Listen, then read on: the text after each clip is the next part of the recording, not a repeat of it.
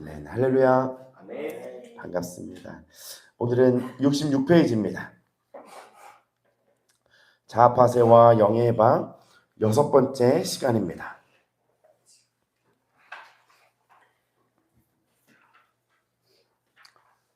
여러분 요즘에 괜찮으세요? 특별한 공격이 있지 않으세요? 특별한 공격?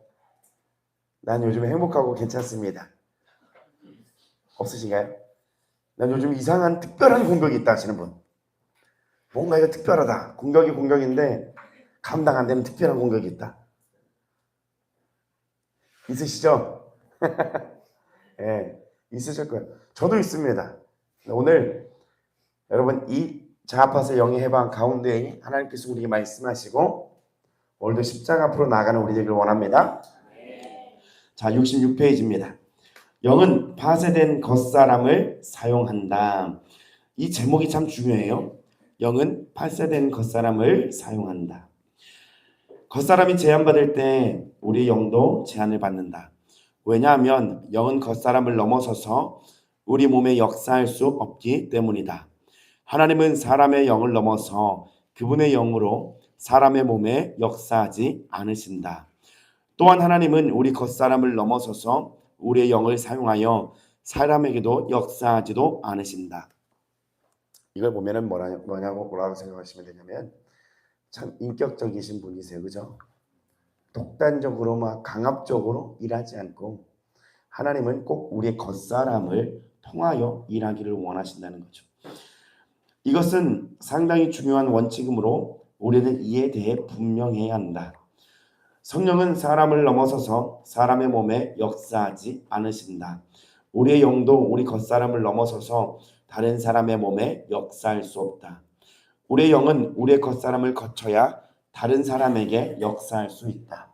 이게 영이 뭔지 그 느낌을 아는 사람들은 이해가 갈 텐데 아마 이게 그냥 무슨 소리인가 할 거예요. 정말 이게 무슨 소리인가. 근데 우리 안에는 영이 있습니다. 하나님과 교통할 수 있는 이 영이 있는데 이 영을 감싸고 있는 게 뭐죠? 예? 겉사람이에요. 이 속사람의 영을 감싸고 있는 게 겉사람입니다. 그것이 바로 자아의 우리의 생각, 감정, 우리의 의지. 우리의 영으로 하나님의 영이 임하여서 그리고 우리의 겉사람을 통해 우리의 몸으로 밖으로 나가기를 원하는데 하나님은 함부로 독단적으로 하시지 않고 우리의 겉사람을 사용하기를 원하신다는 겁니다. 그렇게 이해하시면 될 것 같아요. 자, 67페이지 맨 위입니다. 그러나 언제든지 우리 겉사람에게 수중에 든 일이 있어 그것에 의해 온 힘이 다 소모될 때 우리는 하나님께서 시키신 일을 할 수 없게 된다. 사람의 영이 길을 얻지 못할 때 성령도 길을 얻지 못한다. 밑줄 쳐놓으세요. 사람의 영이 길을 얻지 못할 때 성령도 길을 얻지 못한다. 앞에 나와 있죠. 그 전전 파트에 보면은 우리의 영이 나갈 때 성령도 같이. 그게 뭔지 성경에는 정확하게 구분짓지 않는다고 얘기하고 있습니다. 속사람을 대항하고 속사람을 저지하며 속사람을 나오지 못하게 하는 것은 우리의 뭐래요? 겉사람인 것이다. 그렇기 때문에 우리가 이 겉사람이 파쇄될 필요성을 거듭 강하게 말하는 것이다. 겉사람에게 수중의 일이 있을 때 속사람은 출구를 얻을 길이 없고 하나님의 역사도 제한을 받게 된다. 수중의 일은 하나님의 역사가 이루어지기 전에 이미 추진되어 온 일이다. 바꾸어 말해서 수중의 일은 근본적으로 하나님의 일이 아닌 것이다. 수중의 일은 하나님의 명령과 하나님의 능력을 필요로 하지 않고 하나님의 정하심 없이도 진행될 수 있는 일이다. 수중의 일은 하나님의 손 아래 복종되지 않는 일이고 단독적으로 이루어지는 일이다. 여러분, 이 수중의 일은 복잡한 내 생각과 감정들이에요. 내 안에 내가 쥐고 있는 것들이에요. 자, 하나님은 당신의 겉사람을 깨뜨리신 후에야 당신의 겉사람을 사용하실 수 있다. 하나님은 당신의 사랑을 깨뜨리신 후에야 당신의 사랑으로 형제들을 사랑하게 하신다.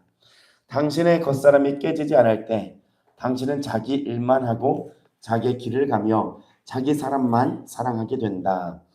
여러분, 겉사람을 계속 파쇄해야 된다라고 얘기하고 있는데 혹시 많이 되신 분 계세요? 겉사람 파쇄 많이 되신 분? 겉사람 파쇄 많이 되신 분 계세요? 계십니까? 겉사람. 파쇄가 많이 된 것 같다가도요, 또 있어요. 양파 껍질 같아. 그죠? 이걸 무슨 공장 같습니다. 죄의 공장. 이 자아는 부서지고 성령에 의해서 살아가는 것 같다가도 뭔가 또 상황과 환경을 통하여 건드려지는 부분이 있으면 또 올라와서 나를 감싸기 시작해요. 여러분, 끝없는 전쟁이에요, 사실. 근데 끝은 납니다. 자, 계속 읽겠습니다. 하나님은 먼저 당신의 겉사람을 깨뜨리신 후에야 파쇄된 당신의 사랑으로 다른 형제를 사랑하게 하신다. 이럴 때 당신의 사랑은 확대된다. 겉사람이 파쇄되어야만 속사람이 흘러나온다. 남을 사랑하는 것은 속사람이지만 그는 겉사람을 통하여 남을 사랑한다. 겉사람에게 수중의 일이 있다면 속사람은 흘러나오는 통로를 잃게 된다. 우리의 의지도 강하다. 강할 뿐 아니라 더 강팍하다.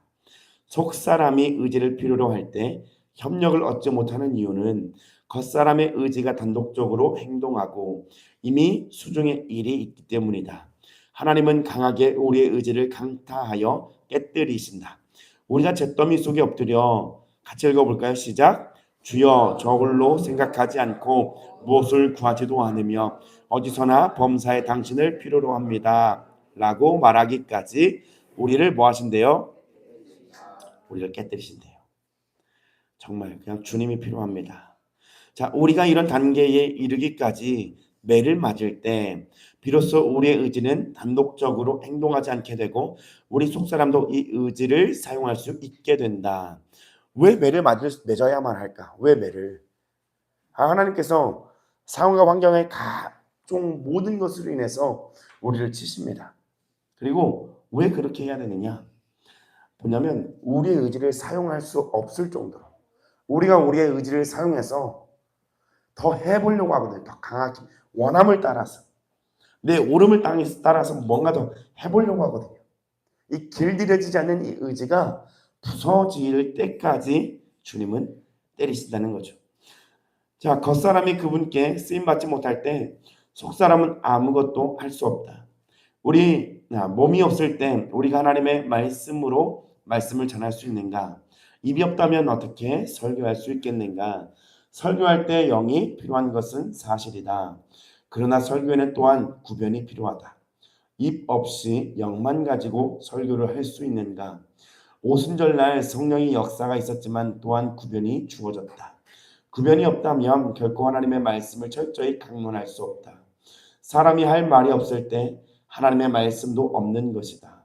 사람의 말이 곧 하나님의 말씀은 아니지만 하나님의 말씀은 사람의 말을 통하여 전파된다.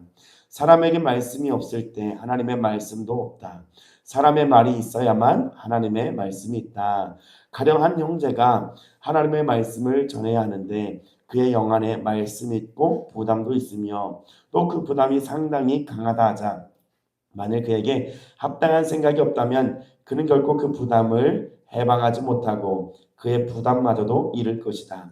우리는 부담을 경시하는 것이 아니라 영 안의 부담으로 가득 찼을 때 그것을 전달할 생각이 없다면 부담이 무익하고 부담이 제한을 받는다는 말이다. 우리는 결코 영 안의 부담만으로 사람을 구원할 수 없다. 우리 영 안의 부담은 반드시 생각으로 말미암아 밖으로 나타나야 한다. 우리 속에 부담이 있어야 할 뿐 아니라 또한 밖으로 입과 목소리가 있어야 하고 신체의 도움이 필요한 것이다. 오늘 문제는 우리 속사람은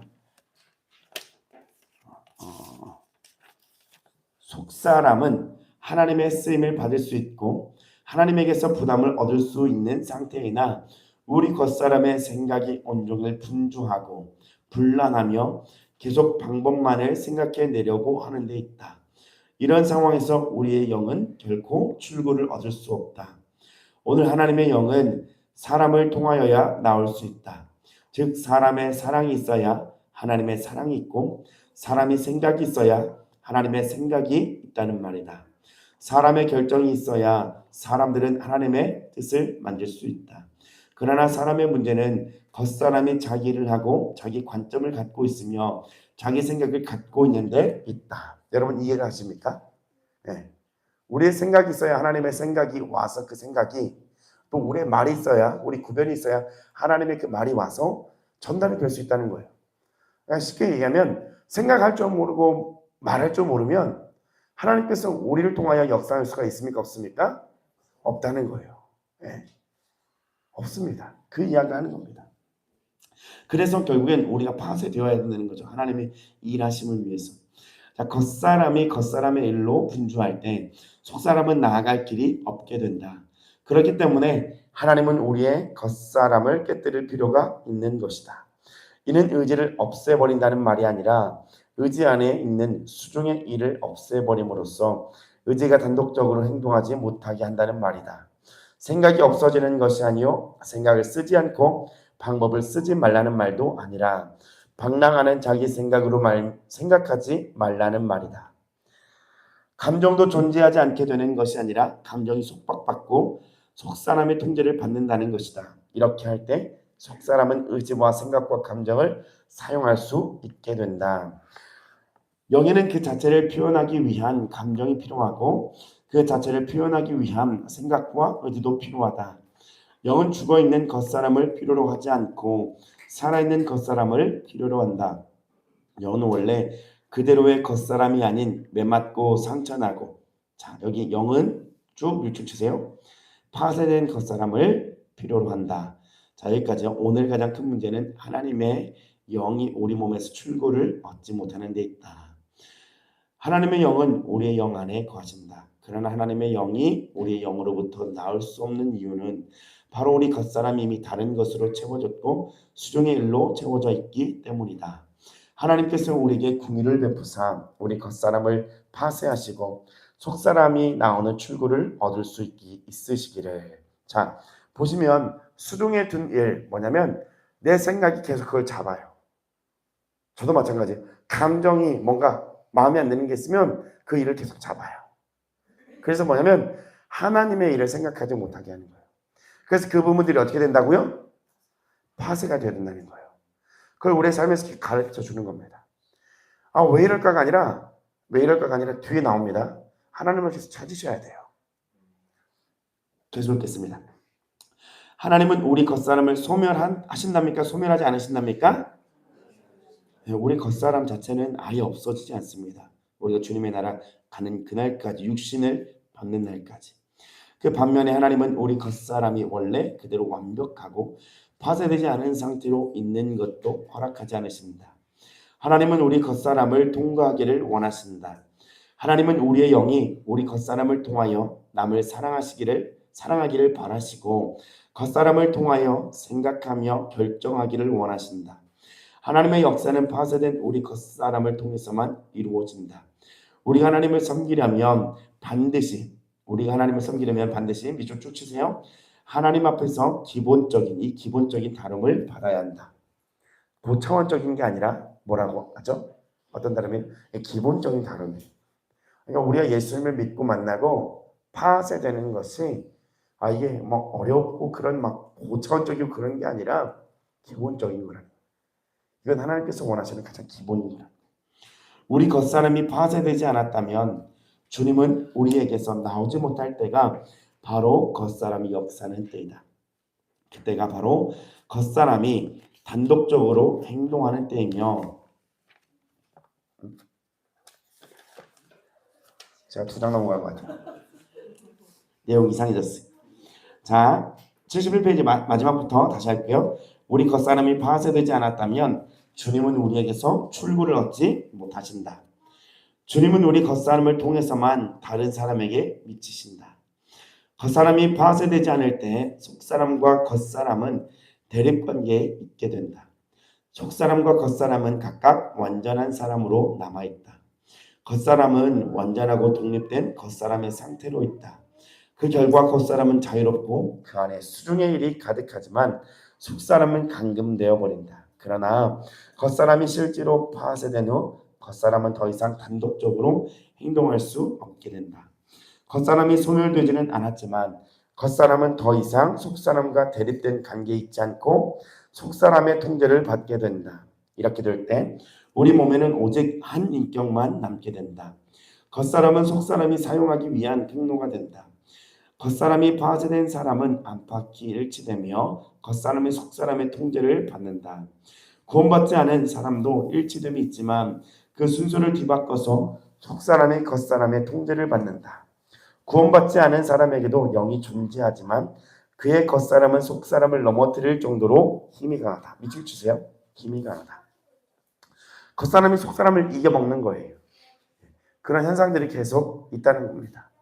내 안에서 하나님의 뜻을 생각하고 주님의 성령만 의지해서 나가는 게 아니라 계속해서 이 겉사람이 더 강한 힘으로 속에 있는 사람 그리고 하나님의 영을 막아서는 거예요. 계속 있습니다. 그의 속사람에게는 약간의 양심의 향이 많이 남아있다. 구원받지 않은 사람의 속사람은 겉사람에 의해 완전히 넘어뜨림을 당하고 겉사람에게 복종한다. 사람이 구원받은 후에는 방향을 바꾸어서 겉사람이 완전히 파쇄되어 속사람의 말을 들어야 한다.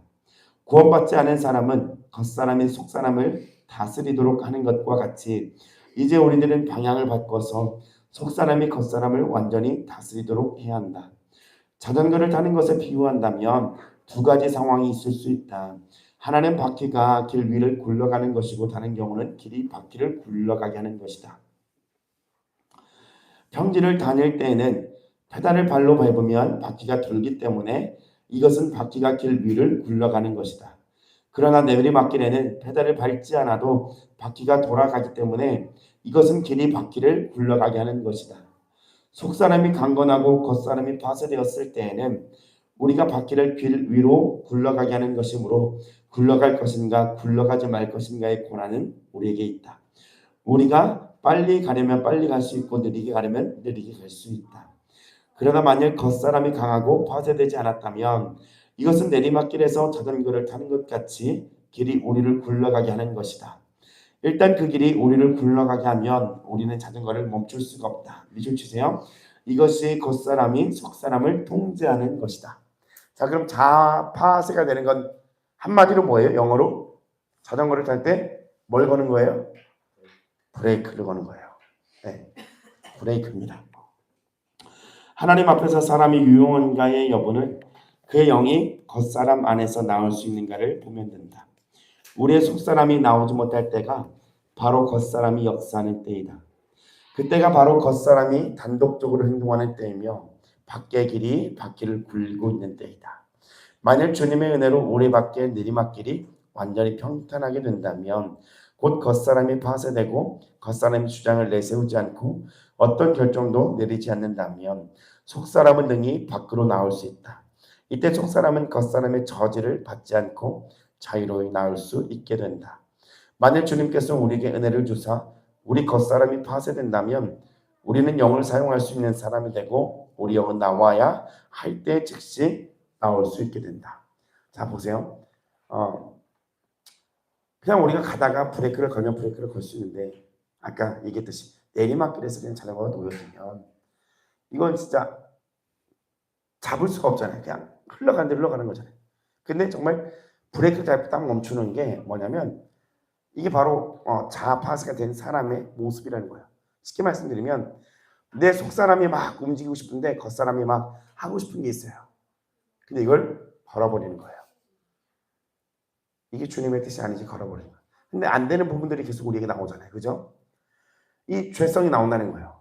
정죄와 판단이든 혈기든 원망이든 불평 불만이든 미움이든 고집이든 계속 올라나온다는 거예요. 파쇄된 내가 아니에요. 파쇄 안 된 부분이 더욱더 올라오는 거예요. 이 부분을 가지고 하나님 앞에 엎드려야 된다는 겁니다. 자, 남은 것들이 좀 짧거든요. 같이가 아니라 한번 읽어보겠습니다. 교리가 아닌 사람의 문제이다. 우리가 교리를 배웠다고 해서 사용할 수 있는 것은 아니다. 기본적인 문제는 사람의 어떠함에 있다. 사역은 우리 사람의 어떠함이 하는 것이다. 문제는 하나님 앞에서 우리가 다름을 받았는가에 있다. 옳은 교리를 사람들에게 준들 교회에 생명을 공급할 수 있겠는가? 그러므로 기본적인 배울 공과는 여러분이 유용한 그릇이 되는 것이다. 우리가 유용한 그릇이 되기 위하여는 우리 겉사람이 파쇄되어야 한다. 많은 교리와 이론의 전달은 살릴 수가 없습니다. 그것은 사실 생명을 전달하는 어떠함이 될 수가 없어요. 그냥 이론을 나눠주는 것뿐이에요. 서로 그 이론을 나누고 이론으로 끝입니다. 결과를 얻을 수가 없어요. 정말 생명을 만들 수가 없다는 거예요. 자, 하나님은 끊임없이 우리 몸에 역사하신다. 비록 우리가 그 역사에 대해 분명하지 않을지라도 하나님은 매일 우리를 깨뜨리고 계신다. 그 세 줄 밑줄 치세요. 하나님은 끊임없이 우리 몸에 역사하신다. 비록 우리가 그 역사에 대해 분명하지 않을지라도 하나님은 매일 우리를 깨뜨리고 계신다. 자, 하나님은 오늘도 우리를 깨뜨리고 계신 겁니다. 수년간의 고통과 어려움과 수차 하나님의 저지하는 역사가 우리 몸에 있었을 것이다. 여기도 밑줄이요. 있으셨죠? 고통, 어려움, 수차 하나님의 저지하는 역사 우리 몸에 있었죠. 당신이 이렇게 하려고 할 때 하나님께서 가로막으셨고 저렇게 하려고 할 때에도 가로막으셨을 것이다. 이 모든 환경에서 만일 당신이 아직 하나님께서 당신에게 무슨 일을 하시려고 하는지를 모른다면 하나님께 이렇게 기도하라. 하나님이여 내 눈을 열으사 당신의 손을 보게 하소서. 문제를 해결하라고 해결해달라고 기도하랍니까? 아니면 당신의 손을 보여달라고 기도하랍니까? 이 모든 게 나는 해결을 원하는데 하나님은 그것을 보여주길 원하는 거죠. 이거 내가 하는 거야. 내가 간섭하는 거야. 이거 내가 너 깨뜨리려고 하는 거야. 많은 경우에 나귀의 눈이 자칭 선지자라고 하는 사람의 눈보다 훨씬 밝다. 나귀의 눈은 이미 여호와의 사자를 보았건만 자칭 선지자라는 사람은 보지 못했다. 나귀는 하나님께서 저지하시는 것을 알았건만 자칭 선지자라는 사람은 저지함을 몰랐다. 우리는 파세가 우리에게 있는 하나님의 기림을 알아야 한다. 밑줄이요. 수년 동안 하나님은 한 단계 한 단계 우리 겉사람을 깨뜨리고자 하셨다. 하나님은 우리가 완전한 자로 남아있는 것을 허락하지 않으시고 우리를 파쇄하신다. 그러나 안타깝게도 어떤 사람은 그에게 부족한 것이 교리라고 생각하고 교리를 좀 더 들을 수 있고 설교 자료가 더 많고 성경 해석을 좀 더 많이 이해할 수 있었으면 좋겠다고 생각한다. 각종 설교를 이것저것 막 많이 듣고 교리를 많이 찾아봅니다. 많은 것들도 이해해 보려고 합니다. 근데 문제는 거기가 아니래요. 파쇄가 된다는 거예요. 그러나 이것은 완전히 잘못된 길이다. 밑줄이요. 하나님의 손이 당신의 몸에서 하시는 한 가지 일은 반드시 바로 당신을 깨뜨리는 것이다. 계속 밑줄입니다. 하나님은 당신이 자기 뜻을 쫓지 않고 하나님의 뜻을 쫓으며 자기 생각을 쫓지 않고 하나님의 생각을 쫓으며 자기 결정을 쫓지 않고 하나님의 결정을 쫓을 정도로 당신을 뭐하길 원하신대요? 완전히 깨뜨리고자 하신다. 그 기능이 아예 없어지는 게 아닙니다. 하나님 앞에 순목될 수 있도록 그렇게 깨뜨리시는 거예요. 그러나 우리의 문제는 하나님께서 한 차례 우리를 가로막으시는데도 이것저것 뭐 하는 데 있대요? 자, 우리의 문제 동그라미 그리고 쭉 줄쳐서 원망하는 데 있다. 우리의 문제는 원망하는 데 있다는 거예요. 또 그 선지자같이 자기는 하나님의 손을 보지 못하면서도 나귀에게 달리지 않는다고 나무란다. 우리의 모든 환경은 다 뭐가 있대요? 밑줄 치세요. 우리의 모든 환경은 다 의미가 있다. 모든 환경에는 다 하나님의 안배하심이 있다. 그리스도인에게는 하나님께서 안배하시지 않고 우발적으로 발생한 일이라고는 없다. 우리는 반드시 하나님의 안배하심에 순복해야 한다. 우리는 우리에게 모든 것을 안배하시는 분이 하나님이시고 그분이 우리에게 목적을 갖고 계시고 범사에 우리를 치신다는 것을 볼 수 있도록 우리 눈을 열어주시기를 간구해야 한다. 하나님께서 우리에게 은혜를 주심으로 우리가 환경 안에서의 하나님의 안배를 받아들일 수 있게 될 때 우리의 영이 나올 수 있게 되고 우리의 영을 사용할 수 있게 된다. 자, 우리에게 이루어지는 모든 환경이 하나님의 손이라는 건데 내가 그 하나님의 손이라는 것을 인정하게 될 때 보게 될 때가 바로 파쇄가 되어질 때라는 거예요. 아, 이게 하나님의 뜻이구나.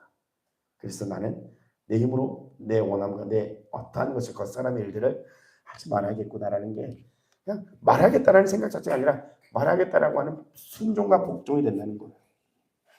마지막 기도가 아닌 뭐의 문제래요? 법의 문제이다. 하나님께서 우리를 다루시고 겉사람을 파쇄하시며 영을 나오게 함으로써 우리가 영을 사용할 수 있도록 하는 것은 우리의 기도에 의한 것이 아니라 하나님의 법에 의한 것이다. 이 말은 무슨 뜻인가? 밑줄이 치세요. 이는 우리 속사람이 파쇄된 겉사람을 통과하여 밖으로 나오는 이것은 하나님의 법이라는 말이다. 우리가 기도로 이 법대로 이래나 저래야 할 수 없다. 법은 기도로 바꿔줄 수 없다. 당신이 기도하면서 손에 불을 속에 넣는다 할지라도 당신의 손은 여전히 타고 아프다. 당신의 기도는 결코 그 법을 경계할 수 없다. 그러므로 우리는 하나님의 법에 순복하는 사람이 되기를 배워야 한다. 기도만 하면 된다고 생각하지 말라. 손을 태우지 않으려면 손을 불에 넣지 말아야 한다. 무슨 말이냐면 주님 내가 이렇게 되길 원합니다. 이렇게 되길 원합니다 하면서 내 자아가 그냥 그대로 살면 소용이 없다는 거죠. 내가 하나님의 뜻에 순복을 하면서 그 법칙을 지켜나가면서 하나님께 기도하라는 얘기입니다. 한 면으로 기도하면서 또 한 면으로 손을 풀어 넣지 말아야 한다. 하나님은 법대로 우리를 다루신다. 속사람이 겉사람을 거쳐 나와야 한다는 것은 하나의 법이다. 당신의 겉사람이 깨져서 가루가 되지 않는 한 속사람은 나올 수 없다. 하나님 어쨌든 이것은 주님의 길이기 때문에 당신의 겉사람이 깨져야 주님은 출구를 얻으실 수 있다. 우리는 결코 이 법을 거스르면서 이런저런 축복을 달라고 기도하지 말아야 한다. 이런 기도는 아무 소용이 있답니까 없답니까? 당신의 기도는 하나님의 법을 고칠 수가 없다. 우리가 계속 하나님의 법을 고치려고 한다는 거예요. 하나님의 법은 이미 정해져 있는데 그 법에 내가 맞춰야 된다는 거예요. 그게 맞춰지지 않아서 기도해야 되는 거죠. 주님 이런 나를 불쌍히 여겨달라고. 자, 영적 사역의 길은 하나님을 우리에게서 나오시게 하는 것이다. 오직 이 길만이 하나님의 합당한 길이다. 복음은 파쇄되지 않은 사람에게서 출구를 얻지 못하고 하나님도 그런 사람에게서 출구를 얻지 못하신다. 그 사람 자신도 갈 길이 없다. 우리 자신은 정말 주님 앞에서 엎드려져야 한다. 하나님의 법에 순복하는 것이 많이 기도하는 것보다 훨씬 낫다. 무지하게 하나님의 축복을 구하고 이런저런 일을 이루어 달라고 간구하는 것은 한순간 하나님의 길을 아는 것보다 훨씬 못하다. 이런 기도는 다 무익하다. 더 좋은 것은 이런 기도를 멈추고 하나님께 하나님 당신 앞에 내 자신을 굴복시킵니다 라고 말하는 것이다. 많은 경우 우리는 축복을 사모하지만 하나님의 긍휼을 보지 못한다. 밑줄 치세요. 많은 경우는 우리는 축복을 사모하지만 하나님의 긍휼을 보지 못한다. 우리는 그분의 빛비추임을 구하고 그분의 수하에 굴복하기를 배워야 하며 이 법에 순복해야 한다. 이 순복이 곧 뭐랍니까? 축복이다. 기도하지 말라는 게 아닙니다. 기도는 해야죠. 기도는 해야 되는데 자꾸 우리가 뭐 하고 있냐면 하나님께 이 법을 바꿔서 나에게 좀 맞춰달라고 기도를 하는 거예요. 근데 그렇게 하지 말라는 거죠. 그 기도가 아니라 먼저는 뭐냐면 순복해야 된다는 거예요.